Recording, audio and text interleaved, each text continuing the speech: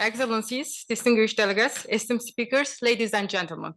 It is with great pleasure that I welcome you to all this important side event organized by the Turkish Green Crescent Society during the 68th session of the Commission on the Narcotic Drugs. My name is Sedef Genç Osmanoğlu, and I serve as the International Cooperation Manager at Turkish Green Crescent Society. I am honored to moderate today's discussion, which will explore the intersection between substance use disorder and gambling disorder, identifying shared risks and discussing prevention and policy strategies. We are privileged to have an outstanding panel of speakers who will share their expertise and perspectives on this critical topic. First, we have Ambassador Levent Eler, permanent representative of Turkey to the United Nations and other international organizations in Vienna. We have Dr. Mehmet Güllüoğlu, Vice President of the Turkish Green Crescent Society and the Ambassador of the Turkey to Tanzania between 2021 and 2025, representing the Turkish Green Crescent Society at today's event.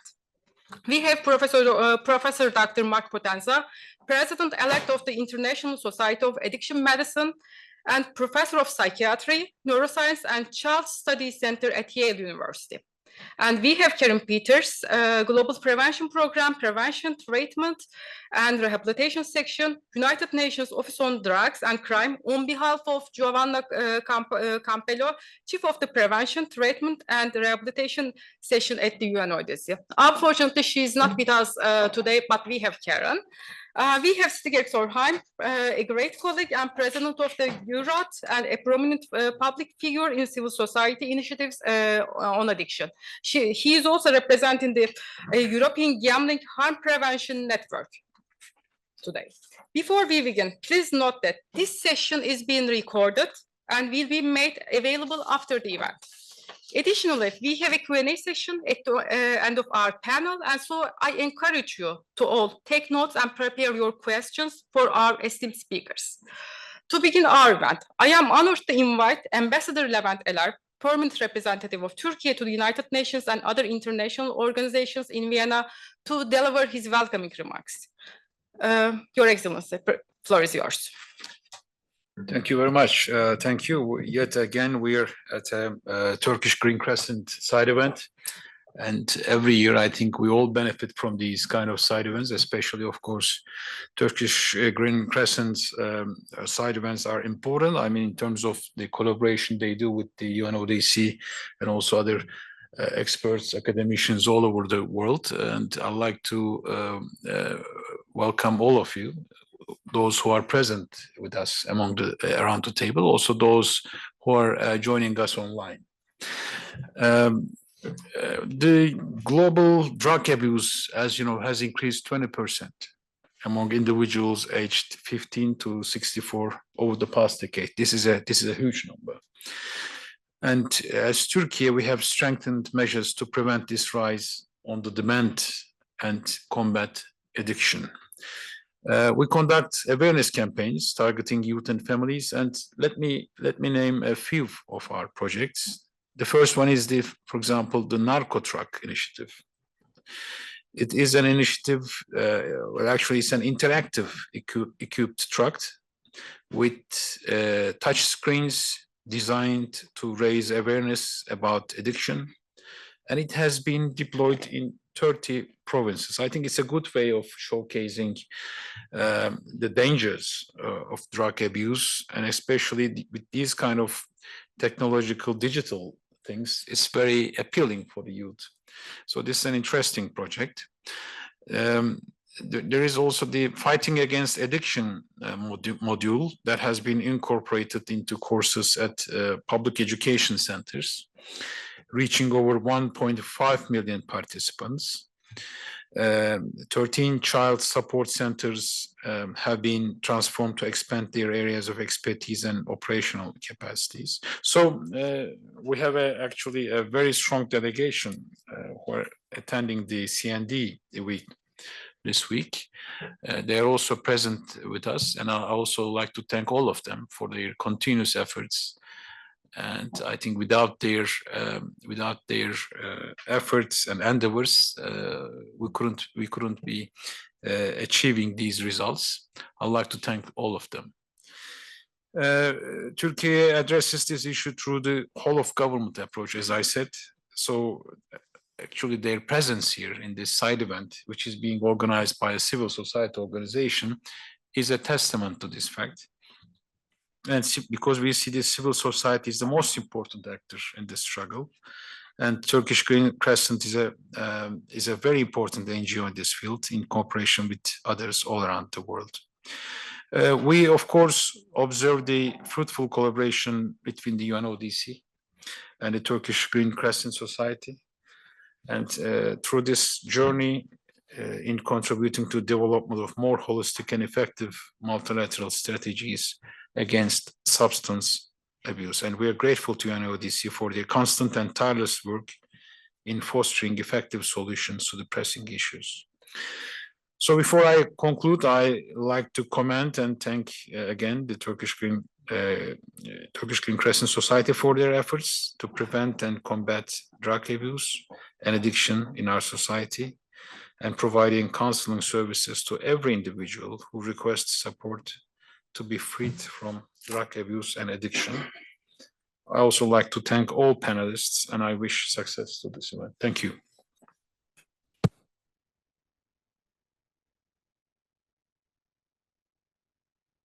Thank you very much, Ambassador Eler, for your insightful remarks and for setting the stage for our discussion. Now, I am pleased to announce Dr. Mehmet Gilloğlu, Vice President of the Turkish Green Crescent Society. Dr. Gilloğlu today will underscore the organization's commitment to combating addiction through prevention, policy, and international cooperation. Vice President Gilloğlu, the floor is yours. Well, let me greet all participants to our panel on behalf of the Green Crescent, Ambassador Eler, our colleagues, our friends from UNODC, and then all the academicians. I am Dr. Mehmet Gilloğlu. I am an MD and PhD in public health, and until 2 months ago I was in Tanzania, but now I'm representing Green Crescent with the activities all over the world, and also in Turkey, of course. Today I will try to share not a long presentation with you, substance use disorder and gambling disorder, a dual challenge for public health and policy. I will try to mention the significance of substance use disorder and gambling disorder, emerging treat, global and national data as much as we have, scientific research on the co-occurrence, and the clinical data from Turkish Green Crescent Consulate Center, we call it YEDAM, and Turkish Green Crescent's strategic approach, how we try to manage it. First of all, why are the substance use disorder and gambling disorder are significant? Unfortunately, statistics show a rising pattern in substance use and gambling disorders among individuals nearly all over the world. Studies indicate that there might be a relation between these two disorders in terms of comorbidity and effect on the human body. Clinical data from our counseling centers supports a present correlation between substance use and gambling. And scientific studies have long examined the relationship between these two disorders, substance use and gambling disorder. However, research in this area remains limited. I think we need much more research about these areas and about this relation in these two disorders. Further investigations are needed to better understand the underlying factors and contributing to this correlation. What we have on our hands, and the World Drug Report on 2024 says that 292 million people worldwide used drugs in 2022, and 20% increase, as Ambassador Eler also mentioned, in drug use over the past decade. European Drug Report in 2024 says that 950 new psychoactive substances monitored by EUDA by the end of 2023, with 26 new substances reported that year. It means they are very innovative opportunity. They are adding new substances. 400 NPS detected in 2022 drug seizures. And the Turkish Drug Report 2024, more than 250,000 drug-related cases recorded in 2023, and clinical treatment cases for drug use have increased. And according to the Narcolepsy Substance Use Profile Analysis Report, says that also for women 6.2 of cases involved for women on 2022. The size of the gambling disorder, if we look at for this one, the global online gambling and betting industry is valued more than $85 billion. It is a huge sector, it's a growing sector. And according to Lancet last year, nearly half of the world's adult population gambled in the last year. Potential threats for children and youth is also increasing. 1 in every 5 16-year-old students in Europe had engaged in gambling activities at least once. And gambling has developed a significant online presence, making it easily accessible and posing an online risk, especially for children. As much as technology increases, as much as accessibility of internet and technology increases, unfortunately, gambling, especially online gambling, is also increasing. Regional vulnerabilities for gambling disorders is also increasing. The Lancet's recent review on gambling draws attention to the risk of online gambling. Digital expansion has allowed the gambling industry to reach into low-income and middle-income countries. It's not only limited with the high-income countries now, like sub-Saharan African countries. From the country which I was working, from Tanzania, which I can give an example, there was more than 1,000 betting company was working actively in Tanzania as one of the sub-Saharan East African countries. The emergence of offshore-based gambling operations bypass strict national regulations also, they find some sideways. Problematic gambling is associated with suicidality, poor mental health, and reduced well-being, unfortunately. If you look at from the substance use disorder, a 2 to 10 times high risk for pathological gambling is coming.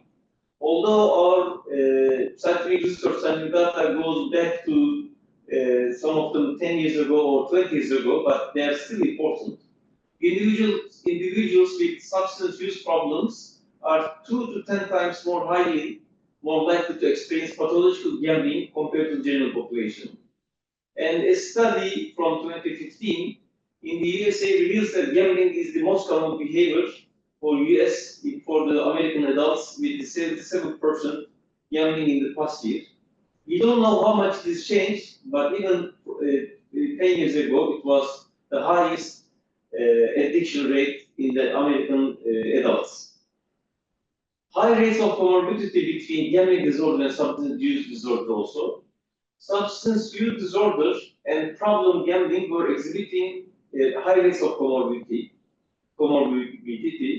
A systematic review highlights significant rates of co-occurrence between substance use and gambling across various samples, all of which reported alcohol and other drug-related problems. Unfortunately, these addictions are so much correlated, they are going together.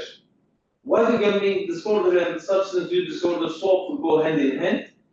Some research suggests that the answer may lie underlying mental health conditions, personality disorders, mood disorders, and attention deficit hyperactivity disorder may all play a role in this connection, in this connectivity.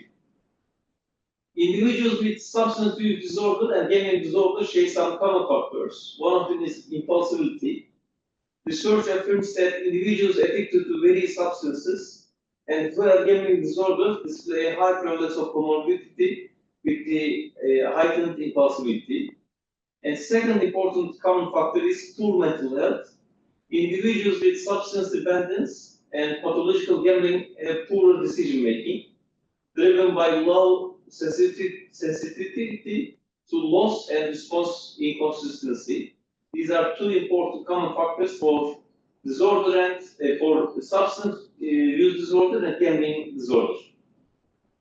What we do as Turkish Green Crescent, we have YEDAM, it is counseling services.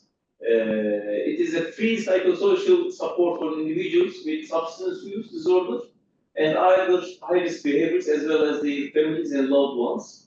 We started our activities in 2014. Call center services and addiction prevention and recovery training sessions were provided for public institutions and NGO employees working in the field. And then in 2015, we started launch of counseling hotline services. And in 2016, face-to-face counseling services begun all over the world, all over the country. Currently, we have presence all over the Turkey in 81 provinces with the 107 centers, including two in Northern Cyprus, in Turkish Republic of Northern Cyprus. Services are provided by expert psychologists and social workers to the individuals aged 12 and above. I just want to give two statistics from our GEDAM counseling services centers.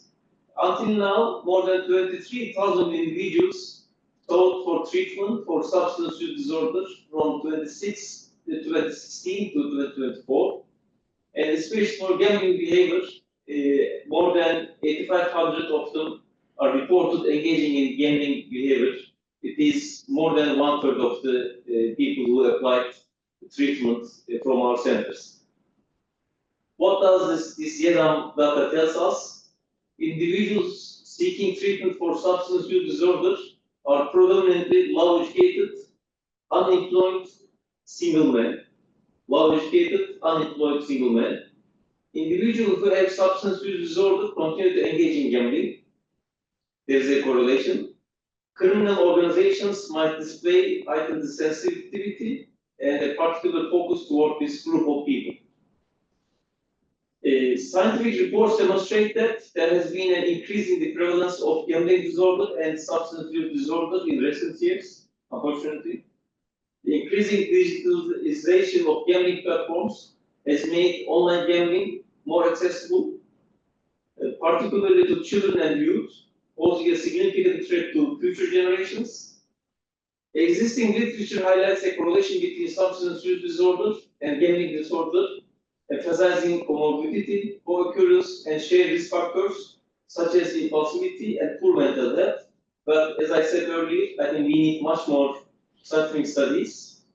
Clinical data from Turkish Green Crescent aligns with these findings, showing similar patterns in substance use disorder and gambling disorders. Further research is needed to develop a holistic approach to the treatment of substance use disorder and gambling disorders. These are the scientific documents and the data that we use for this presentation. Thank you very much for attending to this event. I hope the best. Thank you very much.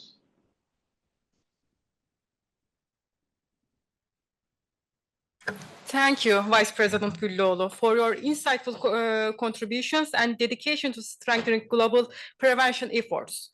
Next, we turn to the academic and research perspective. I am honored to introduce Professor Dr. Marc Potenza, President-elect of the International Society of Addiction Medicine, ISAM, and Professor of Psychiatry, Chastet Center and Neuroscience at Yale University.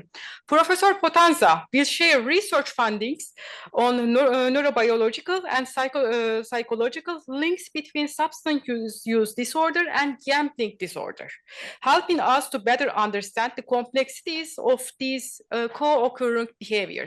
Professor, the floor is yours. Thank you very much. Thank you for having me and allowing me to speak on this important topic. I have a listing of disclosures with respect to gambling, gaming, pharmaceutical, nonprofit, healthcare, and legal entities. And with respect to how gambling has been considered, going back to the 1990s, there was debate regarding how gambling disorder might best be classified. Some people proposed that it was an obsessive compulsive spectrum disorder, others an addiction without the drug. And then in the early part of this millennium, Constance Holden asked questions whether behavioral addictions existed and whether we could use new technologies like brain imaging to understand similarities between gambling and substance use disorders. And then in 2010, she authored the article Behavioral Addictions Debut and Proposed DSM-5, clarifying a shift that was occurring in the early part of this millennium. And so what happened with respect to DSM-5 and ICD-11 was that gambling disorder was reclassified from being an impulse control disorder to being a behavioral addiction or disorder due to addictive behaviors. And this reclassification was based on accumulating data from multiple domains that was synthesized by myself, Nancy Petrie, and others in anticipation of DSM-5. And these similarities were observed in clinical phenomenology, with respect to co-occurring disorders, with respect to neurobiology, genetics, cultural considerations, and others. So some of the main similarities between substance use disorders are the high rates and gambling disorder are the high rates of co-occurrence. There are similarities in the clinical courses with respect to high rates in adolescents and young adults, lower rates in older adults, a telescoping phenomenon that suggests that women, once they initiate engagement, may develop problems more rapidly. And there are similar clinical characteristics that are reflected in the diagnostic criteria, such as aspects of tolerance, withdrawal, interference in major areas of life functioning, as well as with respect to repeated unsuccessful attempts to cut back or quit. And then some of the similarities in biologies share genetic contributions as well as neurocircuitry, suggest that there may be similar treatments that may help individuals with gambling and substance use disorders with respect to 12-step or other self-help interventions, with respect to behavioral interventions, as well as pharmacotherapies, although there are no pharmacotherapies that have formal regulatory approval for gambling disorder. So some of these similarities have been reflected in prevention efforts, such as this poster from about 2 decades ago from the Connecticut Department of Mental Health and Addiction Services, showing similarities between alcohol consumption and gambling. But at a biological level, meta-analytic data suggests that gambling and substance use disorders share this common feature of blunted striatal activation during the anticipation of monetary rewards that is consistent with a reward deficiency syndrome hypothesis that has been put forward. So can we use this shared biology to promote interventions? So thinking about the shared genetic contributions to gambling disorder and alcohol use disorder, the shared neural circuitry, we thought about which medications had FDA or regulatory approval for treating people with alcohol use disorder. And naltrexone seemed particularly attractive given that opioid receptor antagonists may reduce craving and engagement in addictive behaviors. And to date, 4 randomized clinical trials have found either naltrexone or nalmefene to varying degrees to be superior to placebo in the treatment of gambling disorder. One of those trials is shown here. This was a multi-center trial involving several hundred individuals. And nalmefene, which is an opioid receptor antagonist like naltrexone, was found to be superior to placebo, particularly at the 25 milligrams per day dose, which is roughly equivalent to 50 milligrams per day of naltrexone, which is often used in the treatment of alcohol use disorder or opioid use disorder. So with respect to the outcome, even the people receiving the optimal dose did not have a full likelihood, 100% likelihood of achieving the desired outcome. So we were interested in the factors that related to treatment outcome in 2 opioid receptor antagonists, people receiving active versus placebo medication. And what we found when we pooled data from 2 trials was that a family history of alcohol use disorder was statistically most robustly associated with better treatment outcome with respect to the opioid receptor antagonist, suggesting that there's a common biological factor that may cut across the conditions or risk for the condition. And then gambling urges at treatment onset were also associated with treatment outcome, particularly for individuals receiving higher doses of the opioid receptor antagonist. we didn't see this relationship with placebo where younger age was associated with a more robust placebo response. So behavioral therapies are the mainstay of treatment for people with gambling disorder. And cognitive behavioral therapy arguably has the best data to support its efficacy. And it may have particularly durable effects because it teaches individuals problem-solving skills, financial management skills, social skills, relapse prevention skills. And it's been shown in several trials to be helpful for reducing days gambling, amount of money lost, and preventing lapses or relapses. So we have been developing an app to deliver cognitive behavioral therapy, and we're at the process now of getting approval to begin the randomized clinical trial to determine its efficacy and tolerability. So the way in which people have engaged in a number of activities has been changed by the availability of the internet, and this is true for gambling. And we could see that over the 20 teens, there was essentially a threefold increase in the size of the online gambling market, going from about $20 billion to about $60 billion. And in the United States, there have been changes in legislation that occurred in part because our Supreme Court overturned the Professional and Amateur Sports Protection Act, allowing states to determine whether they wanted to legalize sports gambling. And as of last year, the majority of states, 38 states plus the District of Columbia, had legalized sports gambling as shown in the states that are colored red here. And so many people have turned to gambling on sports online. There have been groups that had been involved in daily fantasy sports that have leveraged into the sports gambling market. Programs on television have focused on how to bet. And some of these entities like ESPN have also generated their own betting services, ESPN Bet here. And there's been a substantial amount of money spent by these groups, FanDuel, DraftKings, MGM, and others, spending over $300 million annually on television advertisements for sports gambling. And they have celebrity endorsements, in this case, a movie star, as well as sports stars promoting sports gambling.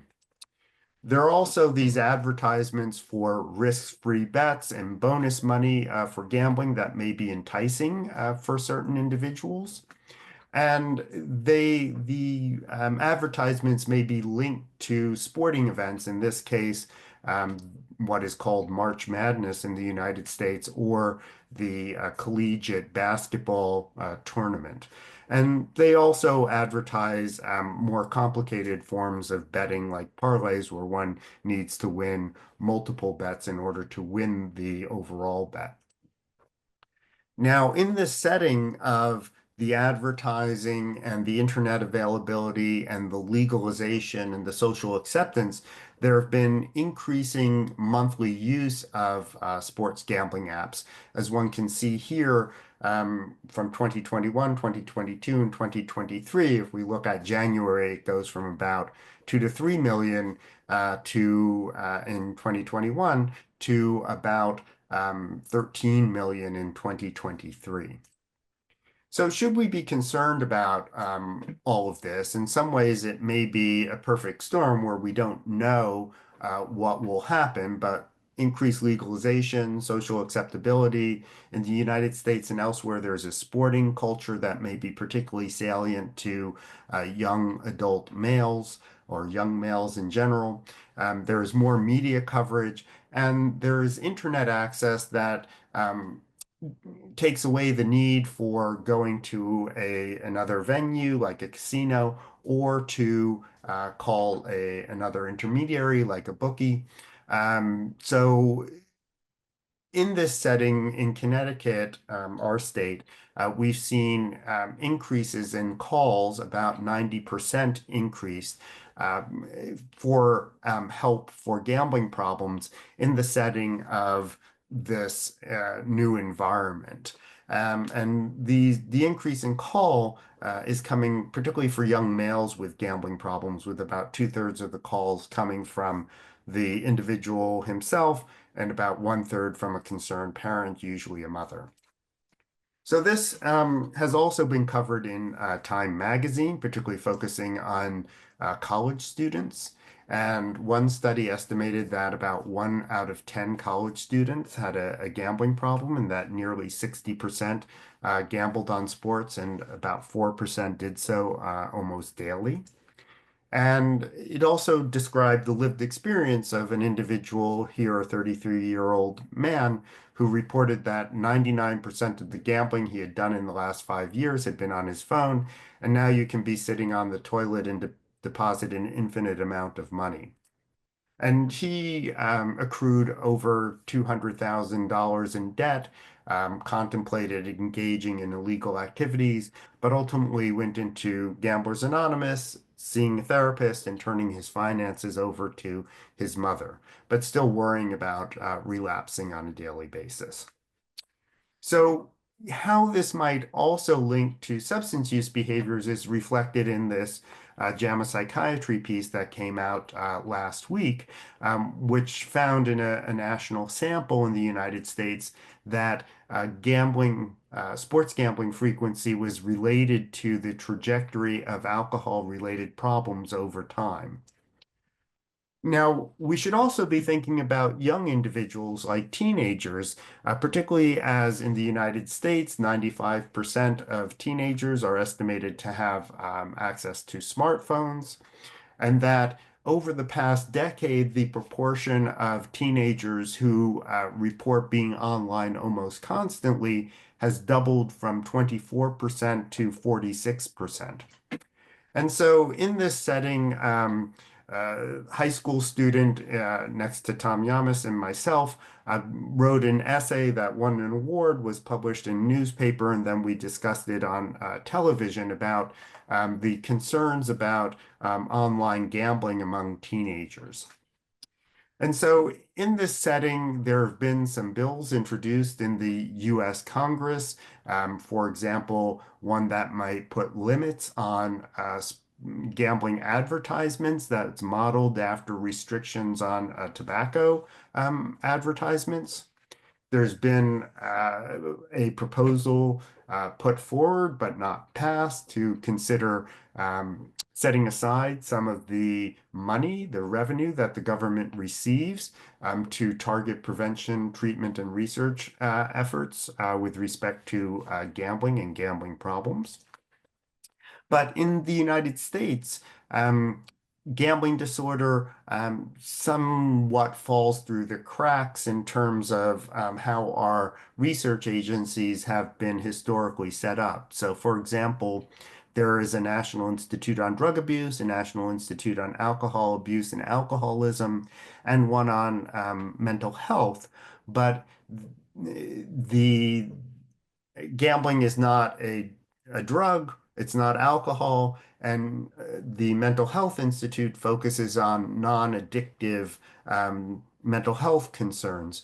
So gambling disorder is not in the mandate of any of these agencies. And this occurs in the setting of relatively little funding invested in gambling disorder treatment, $73 million in 2016, which is about 23 cents per person, compared with $24.4 billion invested in substance use disorder treatment services. And this occurred in the setting of US governments at the state level receiving over $27 billion in 2015, and that amount has, I believe, increased considerably over time. So this state also applies to a wider range of behavioral addictions and studying them, at least in the United States. So while the conceptualizations and classifications of gambling as well as substance use disorders have changed over time, I think there are ways in which we can use the existing data to try to help promote prevention, treatment efforts, including with respect to how we consider policy. So I'd like to thank a large number of individuals, thank funding agencies, and thank you for your attention.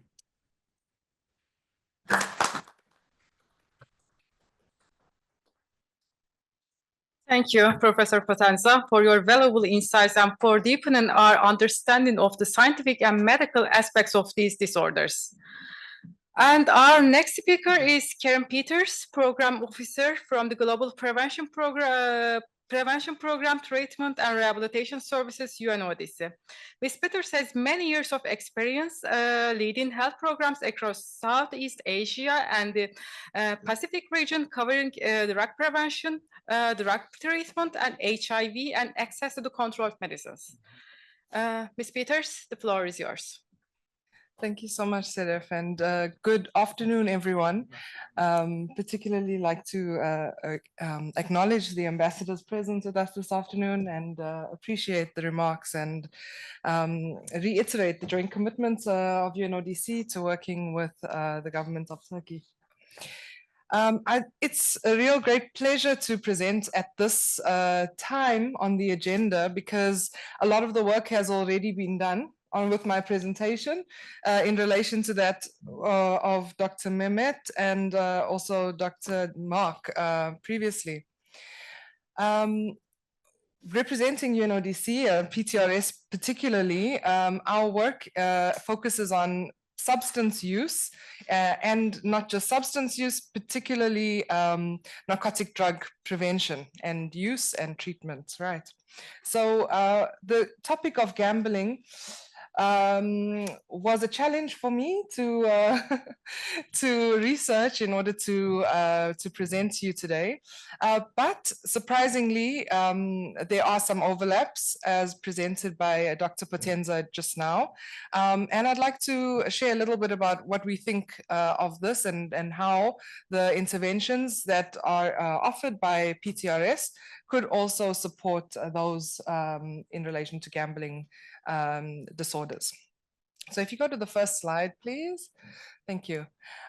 Just to reiterate the importance of prevention in the mandates of UNODC, including, you know, beyond UNODC, that the Secretary General himself have mentioned the importance of focusing on a balanced response to the drug challenges, including, you know, having an eye on the prevention of the use of narcotic drugs. You can go on. So when we're talking about prevention, what exactly are we talking about? We look at and we look to the international standards on drug use prevention as our roadmap for interventions that we know have been evaluated in terms of their efficacy in preventing substance use. But that's not the end of the story, because with drug use prevention programs, we have some positive results across many areas of risk, noting that the foundation of prevention is not just about the substances themselves, but is really based on human development. So people, us as individuals. And some of these observations have been shared in UNODC publications, including WHO publications that focus on different topics, interventions that help to prevent violence against children or prevent youth engaging in violence. These have had a positive impact both on the drug use side, but also on, you know, on violence reduction. Interventions that support the mental health of individuals also improve outcomes for substance use, and interventions that help to protect the well-being of children in general. So it's not a far stretch to say that prevention programs around drug use could have a positive impact on gaming and gambling disorders. If we go to the next slide. This has already been mentioned, right? The ICD-11 by Dr. Potenza, he mentioned that gaming disorders were now classified in the same category as substance use disorders, and that's around behavioral disorders within the sphere of behavioral concerns. And this was really a game changer in how these issues were dealt with from both the medical sphere, but also the social one.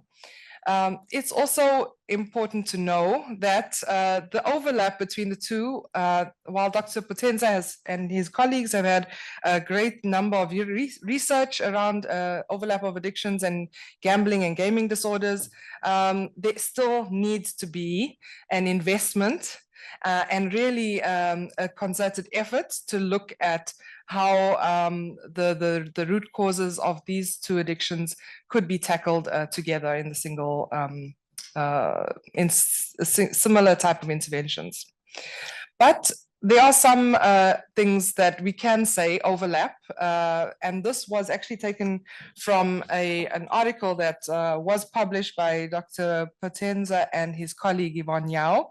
It was around, the article was on gaming disorders and other behavioral addictions, recognition and treatment. And it spoke basically about the risk factors. So for adolescence or early adulthood, this is an important time for young people in terms of substance use and in terms of their vulnerability towards engaging in gambling and gaming. So this indeed is an opportunity, I would say, when I was doing the research, in areas where we can look at prevention programs for substance use prevention and see how those can be applied to help have positive outcomes on gaming or gambling. If we go to the next slide. So I'm going to take you through the international standards and some of the there's 4 key areas that the international standards talk about, and areas in which I feel that they overlap with those that, could help understand how we address gaming and gambling disorders.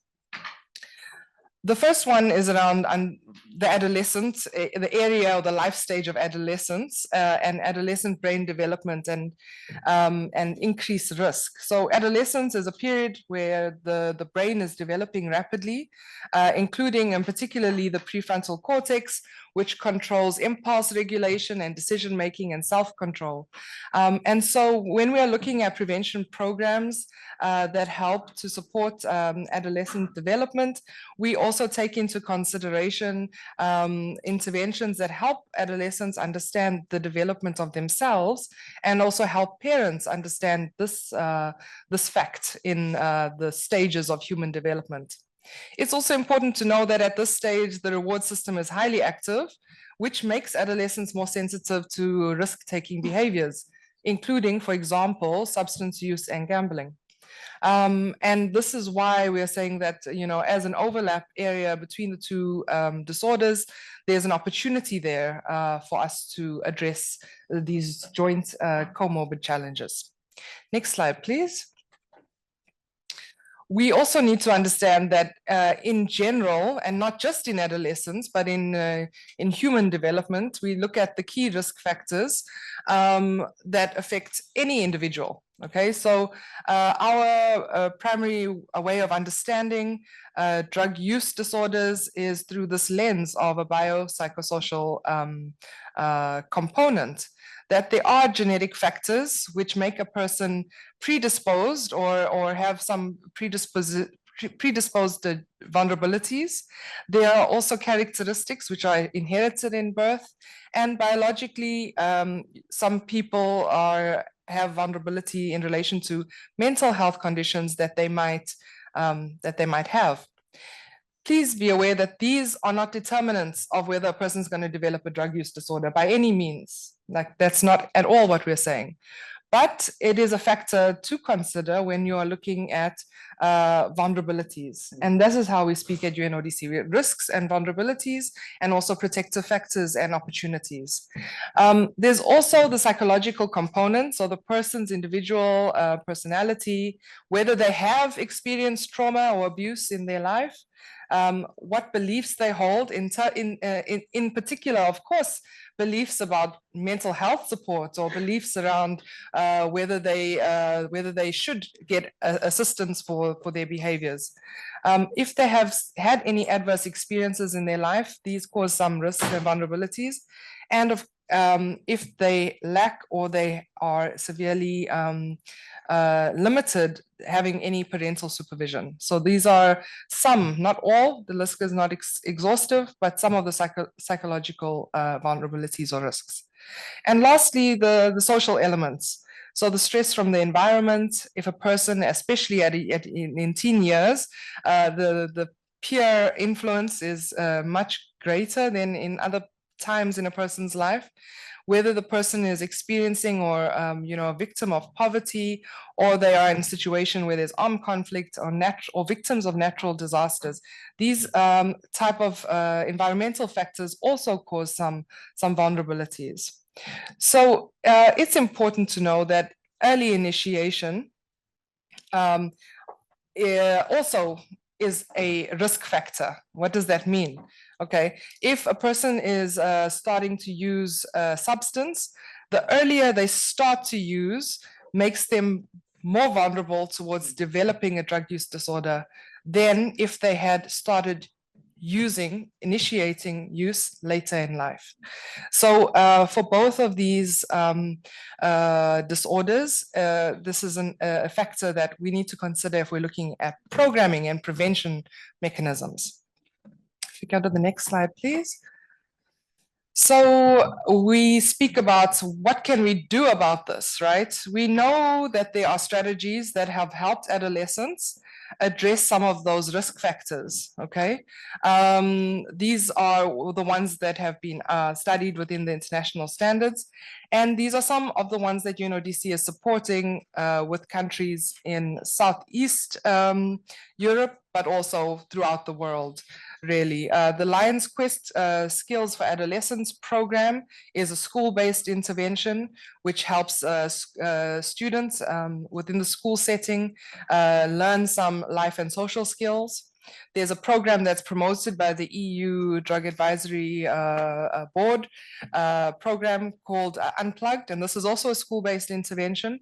It's where teachers essentially work with students over an extended period of time in a structured way, going through and teaching some life skills interventions. We also have many tools within UNODC, including family skills programs for drug prevention, and there's a lot of resources we've also published with other UN agencies, including UNESCO and WHO. So we do know that there is a wealth of research and evidence and interventions out there that can help to protect youth, including adolescents, from these risk behaviors that have had positive outcomes in other areas as well. If we go to the next slide. These evidence-based strategies, I'm going to zoom in a little bit on family and parenting skills, because within UNODC, that's my area of focus at the moment. Within these gambits of tools that one would have from the international standards, the family and parenting skills programs have had the most number of evaluations and some of the highest rates of efficacy in preventing substance use and other risk behaviors later in life. And so UNODC has invested a lot of effort and also resources into developing 2 programs that we run with countries around the world. And we offer those programs to those countries for free. Yes, and we provide training for them, and then the countries themselves, I mean, it's up to them to decide what to do. But it's not just about training programs. There's this triangle on the left shows that there are really a number of interventions within the realm of family and parenting skills. We have really evaluated that if you give parents a leaflet or a booklet on basic parenting skills or strategies, that has proven to have effective outcomes in their parenting style, and also therefore in the relationship they have with their children. And so the intensity of the intervention and the need for engagement with the families will increase as you go up the scale, but it does not mean that the quality is or efficacy is increasing. It just means that with certain programs you would work with the families over a much longer period, and others are more low threshold and more easily to access with less resources, let's say. So if we go to the next slide, it's, yeah, exactly. So we were talking about adolescence, and that's because it was listed as a life stage within the research that I've read. But it does not mean that prevention should start in adolescence. In fact, we really recommend that early prevention happens from as soon as we can. So you have prevention programs that are dealing with maternal health, neonatal support, helping moms, deal with being a mom. And that is because the relationship between the parents and the child really impacts a lot of the child's outlook later in life. And so the program like CHAMPS is saying we need a system, a prevention system at different stages within a health and social well-being framework of a country. Okay, if we go to the next slide. This shares a little bit about what CHAMPS does. Essentially, we start off at CHAMPS with mapping the existing prevention infrastructure and understanding where there are gaps and where there are opportunities.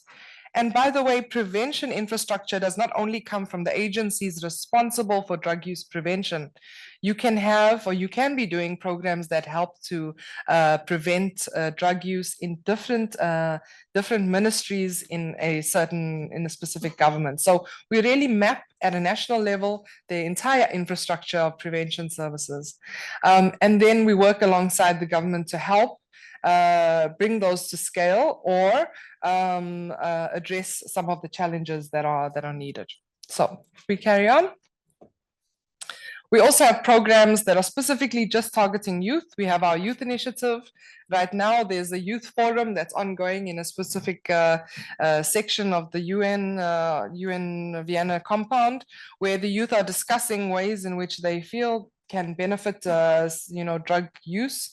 So really having some positive input into the policy, drug policy at a global scale. But we have programs that help youth to prevent and spread information amongst themselves. This is one program that we are piloting right now in Serbia and in Uzbekistan and in Italy. It's called Friends in Focus. So it's a brand new program that UNODC is piloting to see if it's going to have some efficacy and some impact. Thank you. Next slide, please. And like I said before, we really have a lot of options. We really encourage you to look at our website.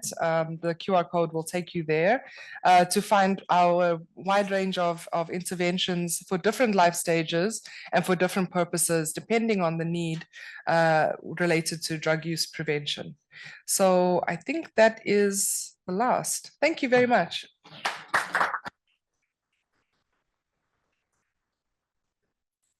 Thank you very much, Karen. You provided us a broader policy perspective on global prevention efforts and evidence-based interventions for both substance use and partly also about like the gambling gambling disorder.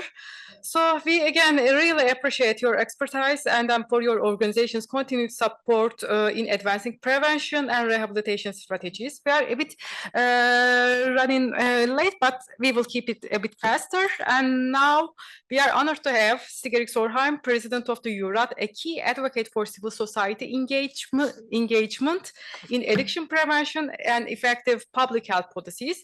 Stig-Erik is also representing the European Gambling Harm Prevention Network. So, Stig-Erik, your time. Thank you, Seraf. Usually when I come here, I come as president of URAD. Next slide, please. Which is the European Drug Policy Network. We advocate for prevention, treatment, and recovery. But this time I get to wear another hat. Next slide, please. As a board member of the European Gambling Harm Prevention Network, which is a relatively recent network of NGOs working on gambling harms in Europe. So this is perhaps our first appearance here in Vienna, maybe not our last. Next slide.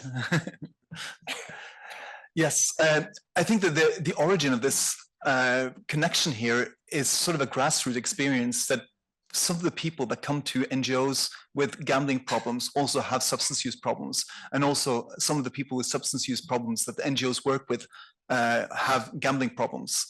And there's been a growing awareness of these issues, and I think it was sort of a vacuum in the public treatment system that NGOs stepped in to address.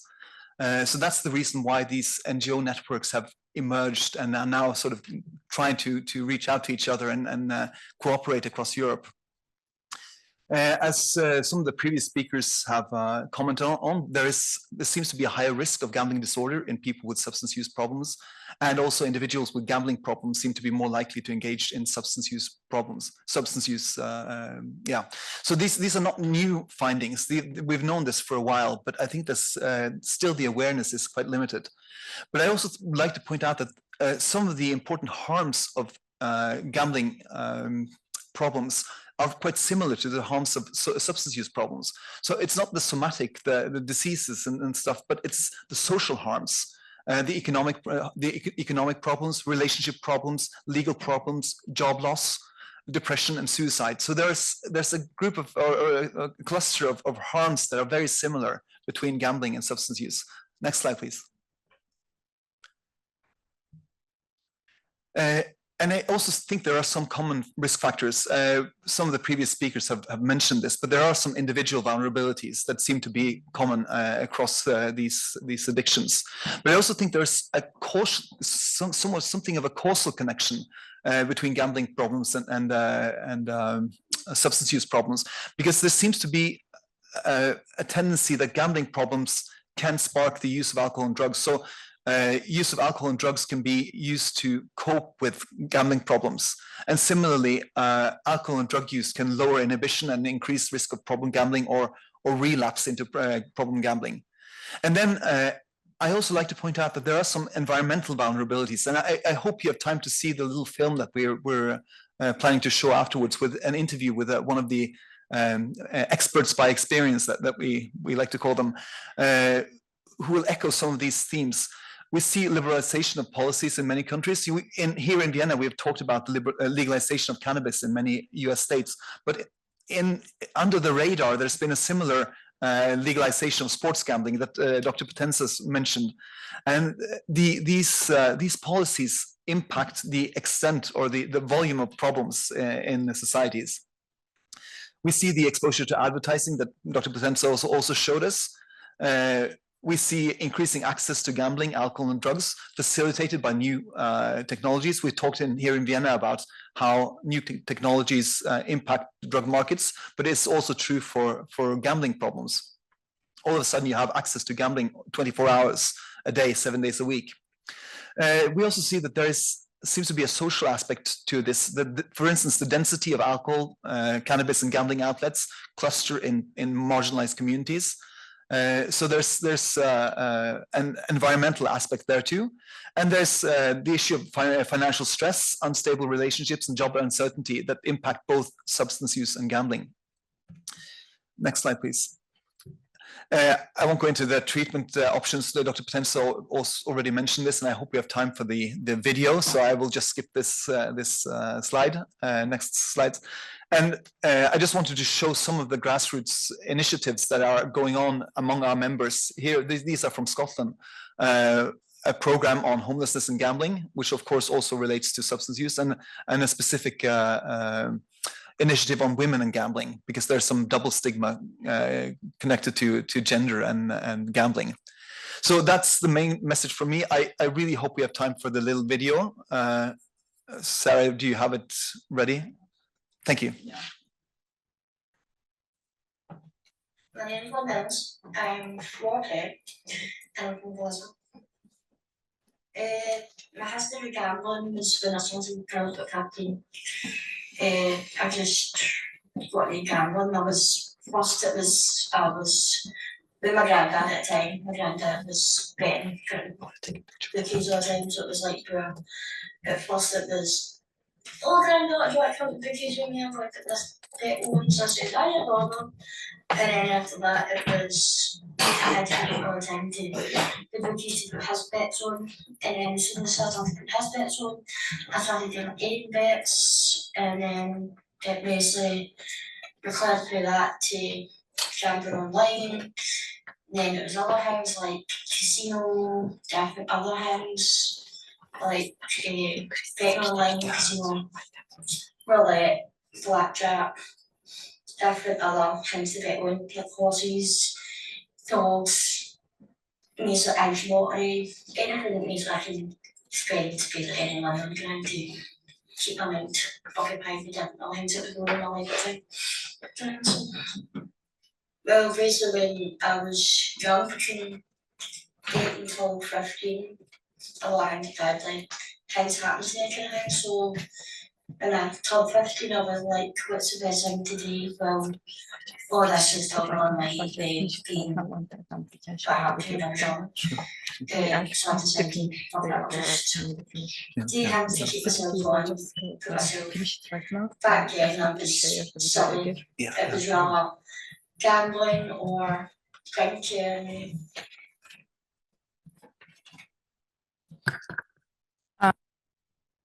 Unfortunately, we really appreciate this video, and then like the real people who experience this both problem, both gambling use disorder and substance use disorder, but we don't have any time and there are other events waiting, so we have to skip this part, the rest of the video, but if you are interested, we can send it to you later. We have the video. So I have to also skip the Q&A session, but before we officially close, I would like to ask our esteemed speakers once again, do you have any final thoughts and additional points you would like to share? Yes, please, Ambassador. I'm not going to take too much of your time. Just a small observation, perhaps, Karen, when I was listening to you about the key risk factors. You were mentioning about the lack of parental supervision, I guess. One of the items was that. And it just came to my mind. I mean, there are many resolutions, as you know, being negotiating now in the COB or other places. So I see that some of the delegations also underlining the importance, the role of the family now. I think which is very important. I mean, it links what you are saying here. And I think it's very true that developing interventions aimed at families is very important. So I don't know how the negotiations will go, but this is a very important point, the role of the family. Thank you. Thank you. Thank you very much, Ambassador. And I would like to ask our other speakers also if they have any final thoughts and points. Then, Marc, please, Professor Potenza. Yeah, thank you. So on the point that was just raised about family interventions, I think it's also important to note that families are impacted by people with gambling problems.